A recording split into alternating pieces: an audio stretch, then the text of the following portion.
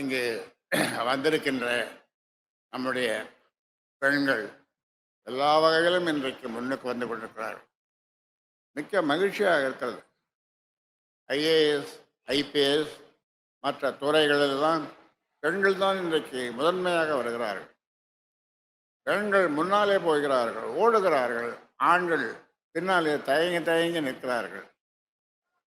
அதற்கு காரணம் இந்த இரண்டு தீமைகள் தான். அதனாலே இதை பெற்றோர்கள் ஊக்குவிக்கக்கூடாது. அந்த வகையிலே நீங்கள் அரசு ஒத்துழைக்க வேண்டும். பெற்றோர்களும் நீங்களும் உங்கள் பிள்ளைகளை உங்கள் கண்காணிக்க வேண்டும்.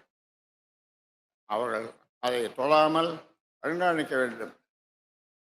இங்கே என்னுடைய நண்பர், கழுதகை நண்பர், அவருடைய ஒரு பிள்ளை, இதனாலே நான் பேரை சொல்லக்கூடாது, இந்த கையாவுக்கு அடிமைப்பட்டு அவர் எவ்வளவோ செலவு பண்ண எப்படியோ எல்லா டாக்டரையும் பார்த்தார். அந்த பிள்ளை இன்று வரை திருந்தவில்லை, திருத்த முடியவில்லை. கஞ்சாவுக்கு அடிமையாகி. அதற்கு ஒரு உதாரணம் சொல்லுகிறேன்.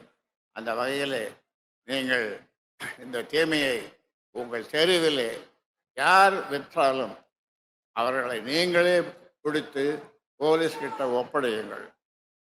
போலீஸும் அதற்கான தகுந்த நடவடிக்கை எடுக்க வேண்டும் என்று இந்த நேரத்திலே கேட்டுக்கொண்டு